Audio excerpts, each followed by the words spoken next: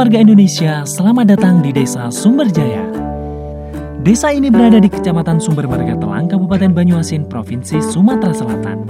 Desa ini berada di jarak 83 km dari kota Palembang, 130 km dari perkantoran Pangkalan Balai Banyuasin. Dengan luas lahan sekitar 5.000 meter persegi, Sumberjaya merupakan salah satu desa yang berada di wilayah Banyuasin Perairan. Karena untuk bisa sampai ke desa Sumberjaya, warga Indonesia harus menyeberangi sungai menggunakan ketek sekitar 45 menit.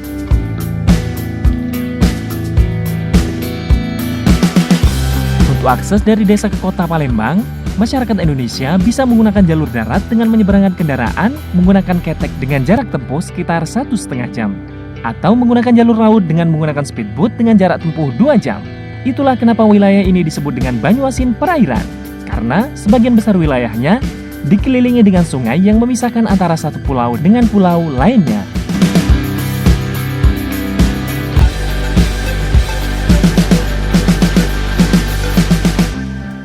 Masyarakat Desa Sumberjaya adalah masyarakat yang bersatu, ramah sesama pendatang, memiliki kepedulian yang tinggi, dan budaya gotong royongnya yang melekat erat pada masing-masing warga desa. Desa Sumberjaya sendiri terdiri dari beragam suku yang hidup berdampingan dalam kebersamaan dan persaudaraan. Di desa ini terdapat suku Bali yang merupakan pendatang dari wilayah Makartijaya, terdapat suku Sunda, Bugis, dan Jawa.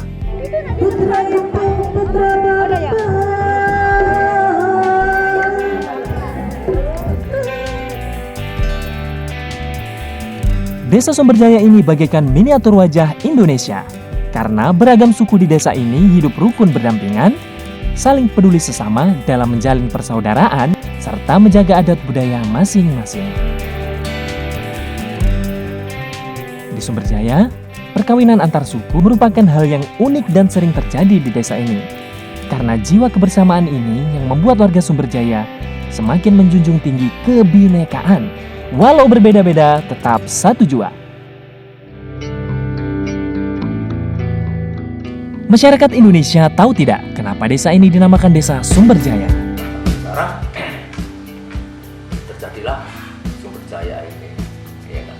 Tadinya bukan Sumberjaya namanya unit 1, belum Sumberjaya. Proyek kan, sini pusat proyek adalah di unit 1 di sini. Dari proyek dari jalur 3 ini sampai jalur 8 pusatnya proyek di sini. Karena ini unit 1 harus punya nama. Namanya apa? Orang karena di sini ada orang Sunda minta nama Sunda. Nah nanti orang Jawa dari Jawa Timur mintanya modelnya Brawijaya.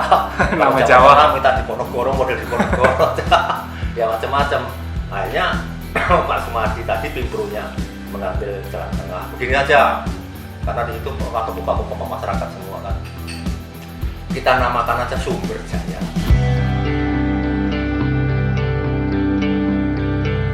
Di Sumberjaya terdapat 3 sekolah dasar, 2 sekolah sederajat tingkatan pertama, 2 sekolah tingkatan atas, 3 puskesmas pembantu, 6 masjid, 11 musola, 1 pura, 1 gereja, serta 1 pasar tradisional, yaitu Pasar Rabu.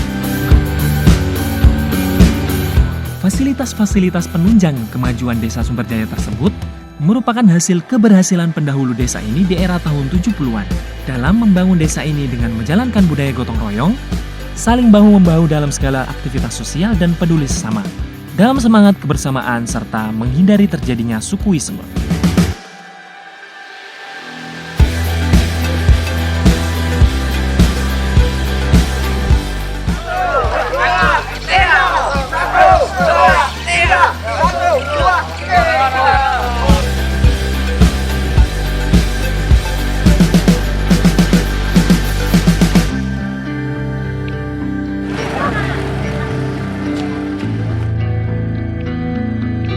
Dan yang tidak kalah penting, Sumberjaya yang hari ini dikelilingi dengan pepohonan kelapa dari segala sisi, ini juga hasil dari usaha mereka bergotong royong antar warga dan pemerintah di masa itu dalam membangun perekonomian desa ini.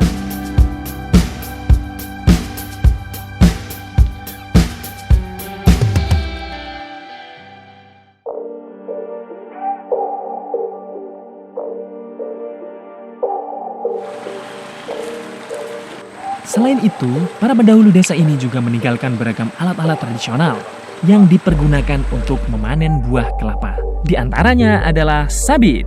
Sabit dengan bentuk menyerupai bulan sabit merupakan alat tradisional yang sangat efisien sampai hari ini untuk menurunkan buah kelapa yang cukup tinggi. Dengan alat sabit, para pemetik kelapa tidak perlu memanjat pohon tersebut.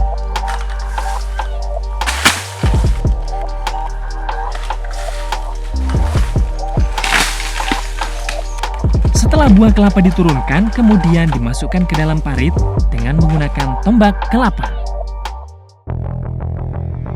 Proses berikutnya menggunakan alat sederhana yang disebut rawe. Sebuah tali tambang yang telah diberi paku dan digunakan untuk menarik kelapa-kelapa tersebut ke tempat pengumpulan buah kelapa. Alat ini merupakan hasil rancangan dan pemikiran orang tua dahulu, dan alat ini masih sangat bermanfaat sekali digunakan sampai saat ini.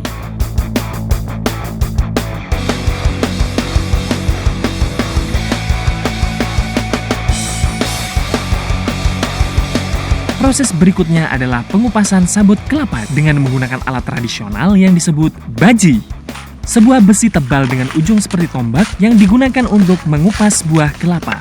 Seorang pengupas kelapa tercepat dapat mengupas 1 biji kelapa dalam waktu 5 detik dan menghasilkan 3.500 kelapa dalam 1 hari. Bahkan, dengan alat tradisional ini dapat melampaui kecepatan mesin pengupas sabut kelapa. Buah-buah kelapa ini kemudian diangkat menggunakan ketek, dibawa langsung ke pengepul kelapa, dan kabarnya kelapa-kelapa kami diekspor ke luar negeri seperti negara Thailand, Malaysia, dan Singapura. Karena keterbatasan ilmu dan kemampuan, belum sepenuhnya potensi yang terdapat di kelapa bisa termanfaatkan dengan baik. Seperti sabut kelapa, batok kelapa, akar kelapa, daun kelapa, dan isi kelapa belum termanfaatkan dengan baik. Pengolahan yang bisa dilakukan di desa ini masih secara tradisional, seperti mengeringkan kelapa untuk dijadikan kopra, kemudian membakar batok kelapa untuk dijadikan arang sebagai pengganti kayu bakar. Dengan nama Desa Sumberjaya yang memiliki makna sumber dari kejayaan, kami bermimpi di masa depan, segala potensi kelapa yang ada di desa ini bisa termanfaatkan sepenuhnya. Sehingga kelapa-kelapa ini bisa menjadi sumber kejayaan untuk masyarakat desa ini dan menstabilkan nilai jual kelapa.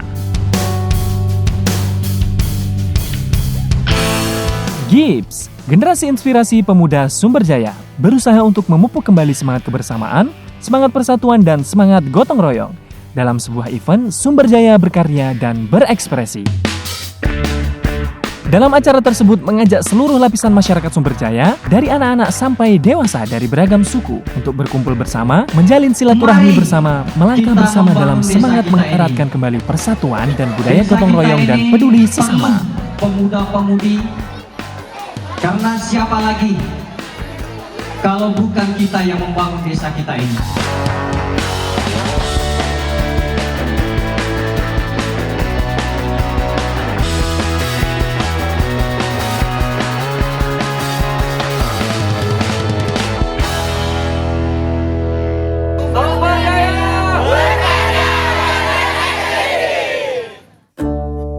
Pemuda Sumberjaya dalam usaha mengeksplorasi potensi kelapa juga turut berperan untuk menggali potensi dari buah kelapa melalui seni, yaitu dengan membuat bonsai kelapa. Satu bonsai kelapa dengan tingkat kerumitan dan kualitas seni yang unik bisa dibanderol dengan harga 1 juta sampai 5 juta rupiah. Potensi berikutnya adalah kesenian dari batok kelapa. Kesenian batok kelapa juga mulai dirilis oleh pemuda Sumberjaya agar dapat menjadi motivasi para pemuda, para penggiat seni, agar tercipta ekonomi kreatif dan dapat menjadi tren dan karakter desa Sumberjaya dengan potensi kelapa. Pemuda Sumberjaya juga akan merilis sebuah film layar lebar untuk memperkenalkan potensi kelapa yang luar biasa ini kepada warga negara Indonesia. Dengan sebuah film, Kesatria Kelapa.